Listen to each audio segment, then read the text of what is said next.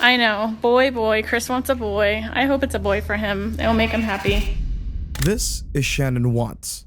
Moments after finding out she's pregnant for the third time, she records a surprise message for her husband Chris. In the video, she wears a shirt that says, "Oops, we did it again," smiling into the camera as she holds a tiny onesie. Chris walks in, sees the message, and pauses. He smiles. He hugs her. He looks happy. But that smile hides everything. This was not a celebration.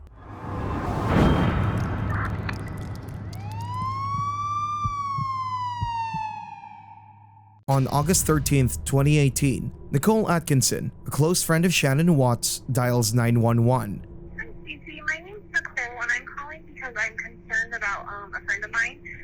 She's concerned that Shannon hadn't shown up for a morning appointment. She wasn't responding to calls or texts, and Nicole knew that something wasn't right. Shannon was 15 weeks pregnant. She had 2 little girls. She wouldn't just go silent.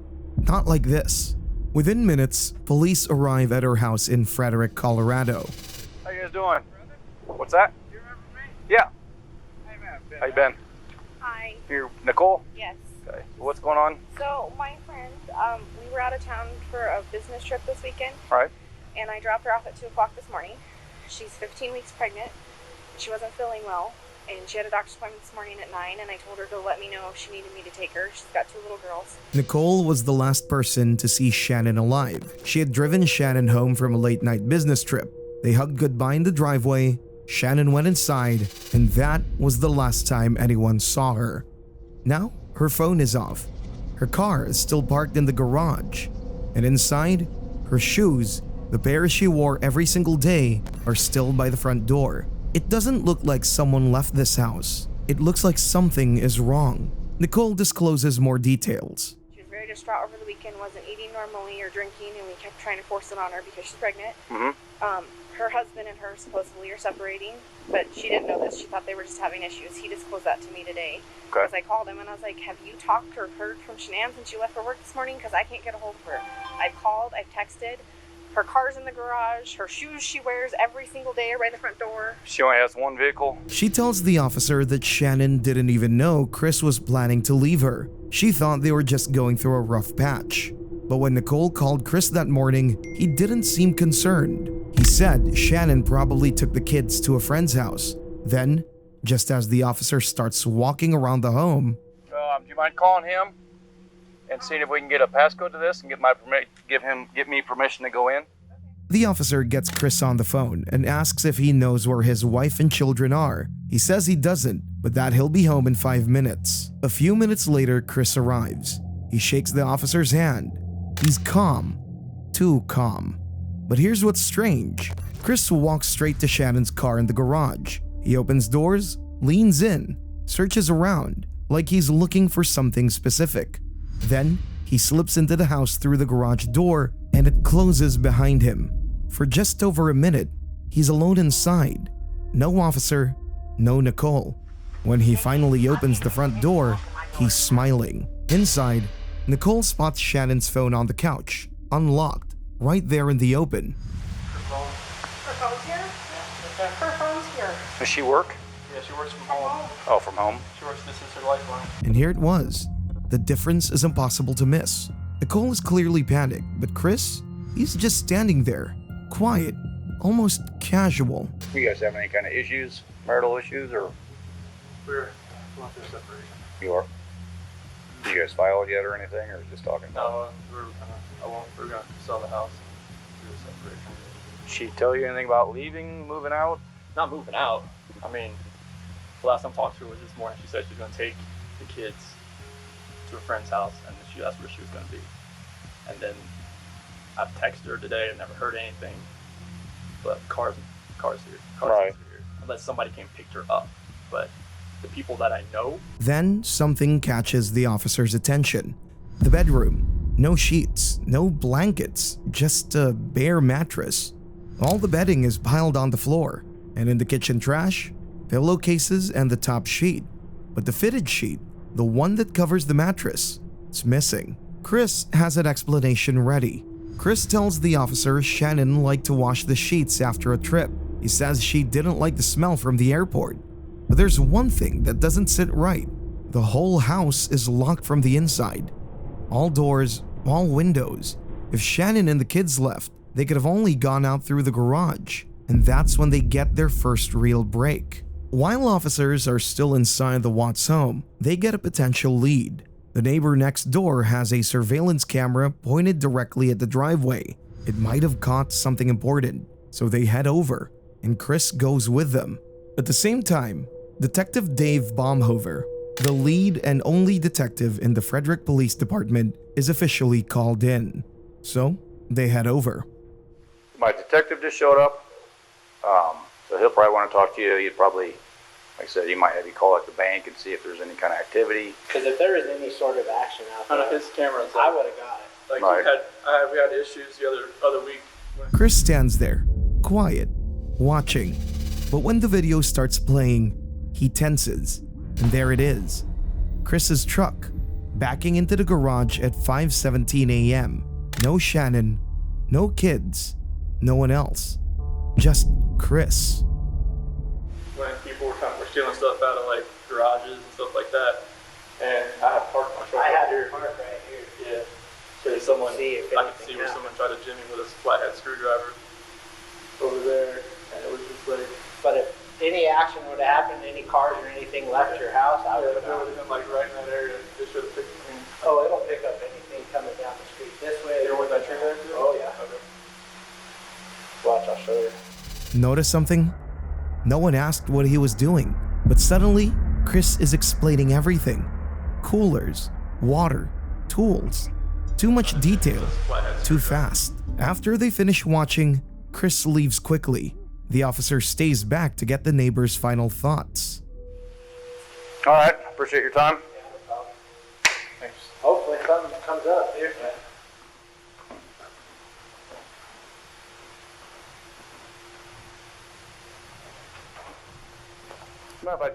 You just want to go talk to him? I'm going to get his info real quick. No. He's never rocking back and forth, and if you look, he never loads his stuff in and out of the garage ever. Right.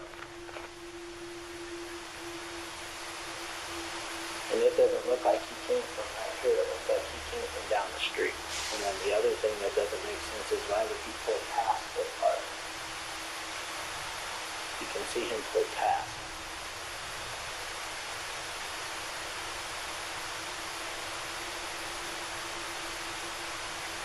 Are you able to record this? I'd have to call Comcast so I can get him to do whatever. But watch, just see him get out. And he walks back and forth a couple times. And here's the thing. The neighbor's right. Chris had a rule. Never back the truck into the driveway. He didn't want oil stains on his concrete. It just seems kind of odd to me. Why would he pull the truck up into the garage? Right. Yeah, I've never seen him pull back.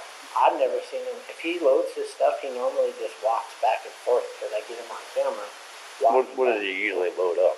All he usually has is a lunch box and a book bag, looks like a computer, and usually a water jug. That's it. But the fact that he was in here and explaining to it over and over and over, Well, odd.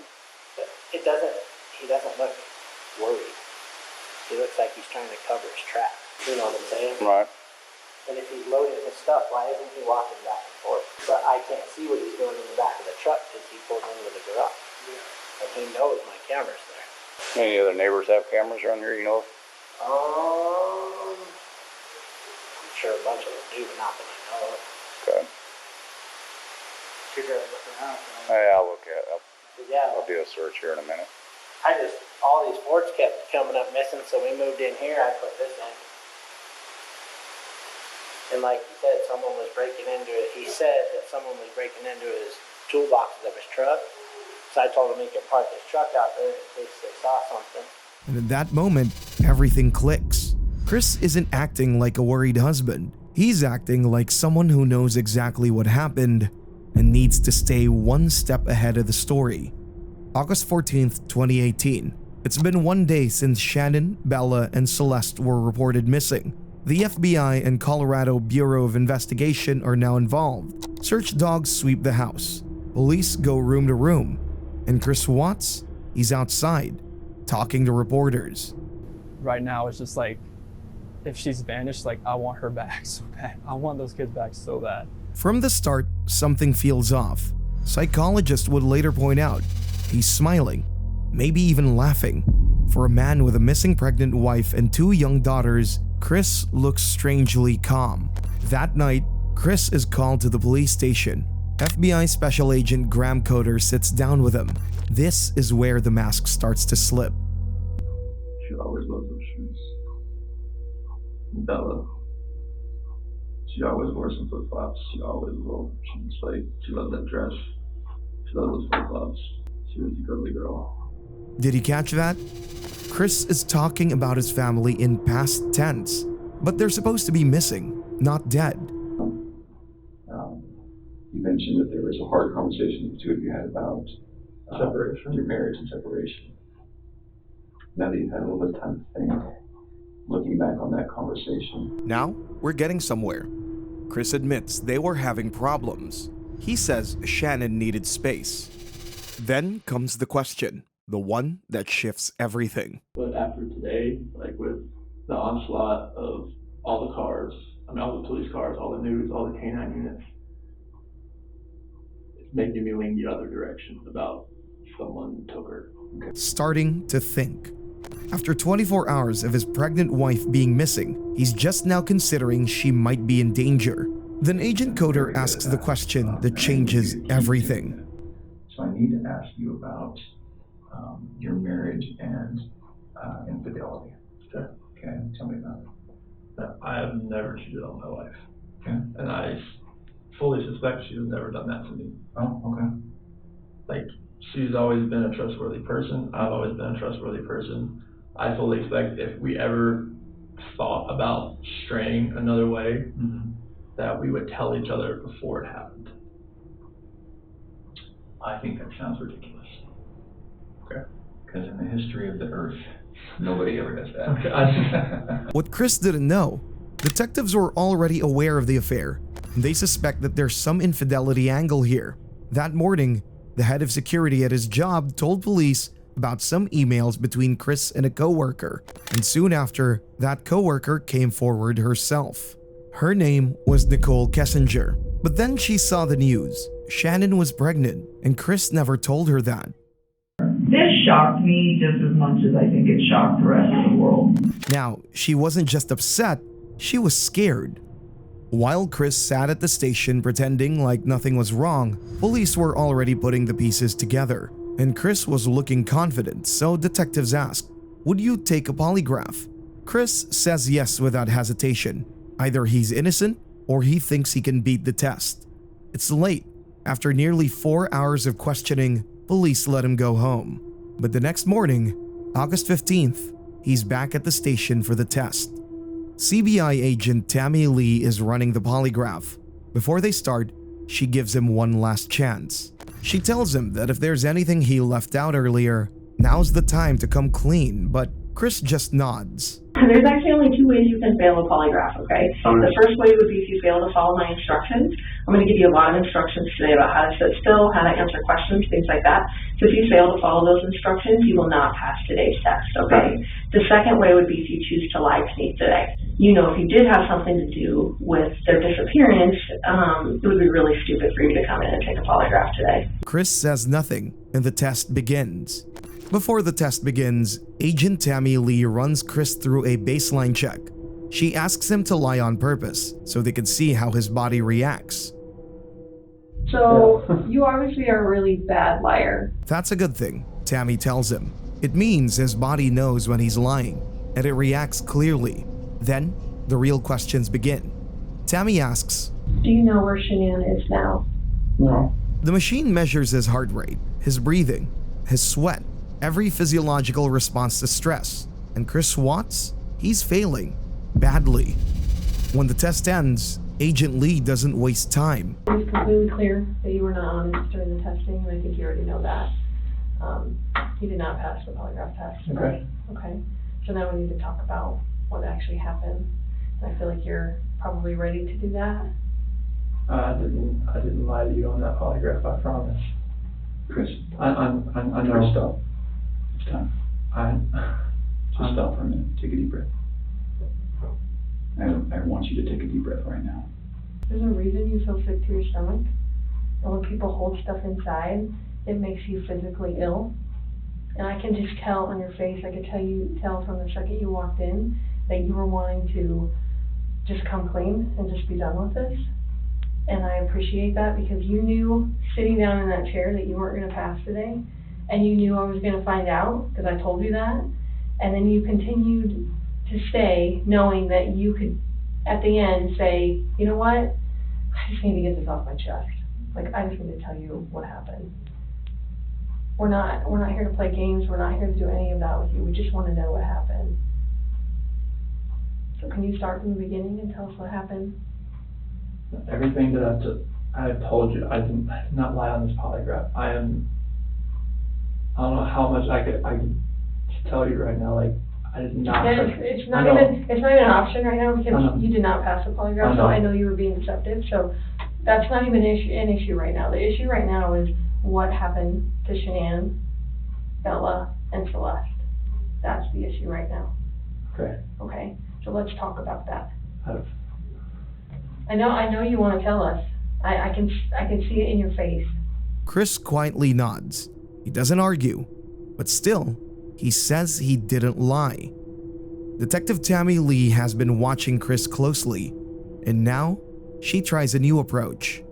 A well-known strategy in interrogation called a scapegoat. She offers him an out, a version of the truth where he's not the monster, but just someone who reacted. Chris, did Shanann do something to them? No, I don't know. I'm serious. I have no clue. No, you wouldn't know. They didn't leave the house. Like, when, Did Shanann do something to them, and then did you feel like you had to do something to Shanann? But I want to know, did something happen to these baby girls first that you had to take into your own hands?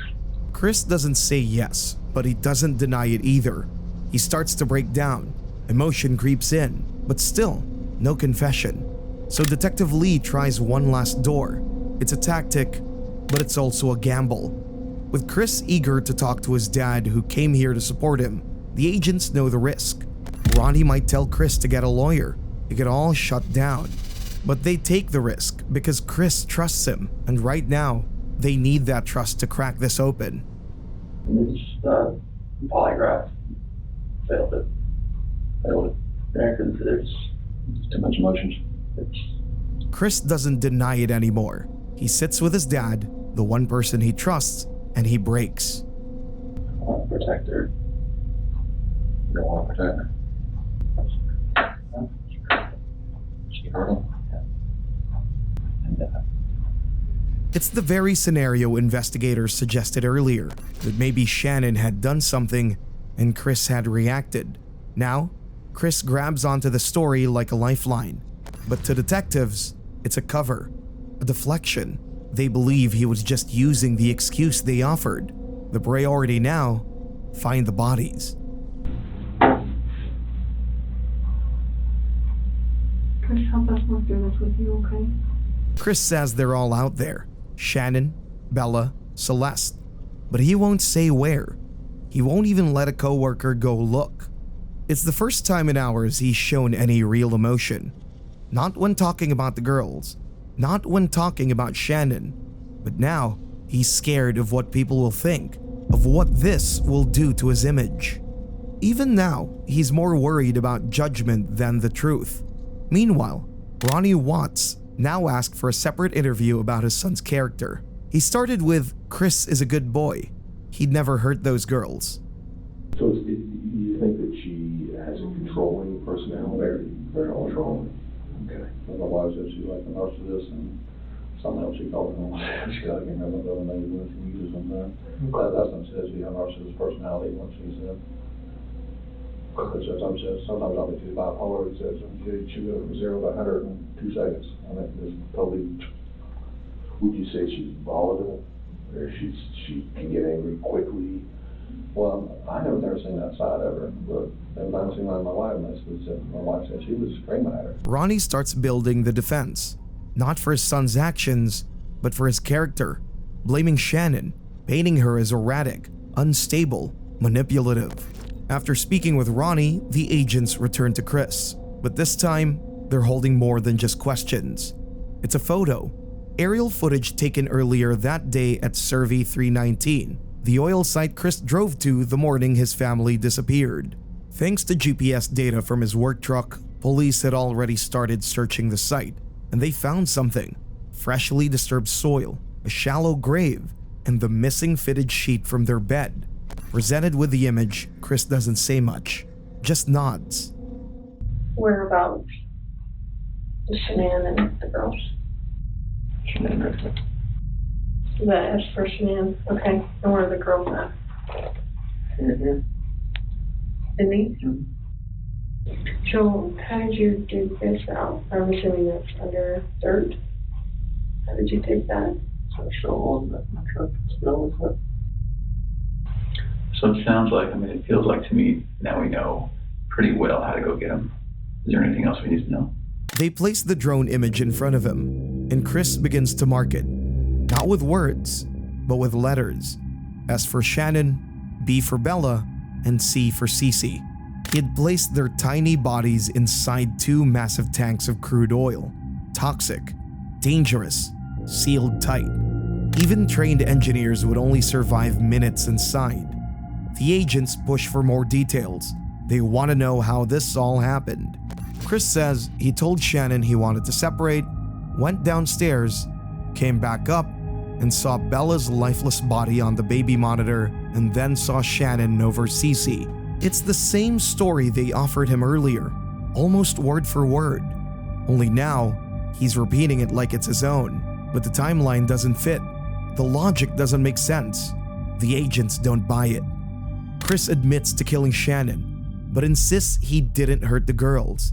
Once again, the agents aren't convinced. Can I ask you another tough question? They press him further, gently but firmly, asking him, when we recover their bodies, what will we see? Will the marks on their necks match your hands? Chris shakes his head. No. But the questions keep coming. Would it make sense that if Shannon hurt one of the girls and in a rage, that you would snap? Chris hesitates. He repeats the story that Shannon killed both girls and he just reacted. But the logic doesn't hold. Because when the agents ask, Do you think about calling an ambulance? I see you laying there blue and limp. I've never seen something like that in my life. but it's not enough because, as Agent Lee tells him, most parents, even when their child is unresponsive, they call, they beg, they hope, even when they know it's too late. But Chris, he didn't call, he didn't try, and that silence says everything. So then the officer asks, why take their bodies out of the house? Why take their bodies out of the house and bury them? I was scared. I didn't know what else to do. Okay. Nothing was gonna, I didn't know what to do. Yeah. I honestly didn't know what to do. Scared of what? Scared of what everything was gonna look like. My two babies were gone, and I just did that to my wife, and I was the only one left in the house. What do you expect is gonna happen? Yeah. It did look bad, right? It looked, this was a nightmare. Based on all the confessions, it was clear that there would be no additional confessions. On August 15th, 2018, Chris Watts was arrested. But till now, he had confessed to killing only Shannon, and even that he claimed was in a moment of rage for killing his daughters. But that lie wouldn't last long. 2 weeks later, as part of a plea deal to avoid the death penalty, Chris admitted to everything, and what he shared was horrifying. August 12, the night before the murders, Chris tucked in his daughters, Bella and Cece, after a day at a birthday party. They laughed, played, ate cake. He put them to bed just before 8 p.m. That same night, he spent nearly 2 hours on the phone with Nicole Kessinger, having online sex.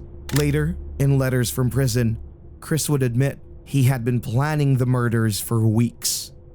On that morning, Before killing Shannon, he smothered his daughters in their sleep, one by one, a pillow over Cece's face and then Bella's.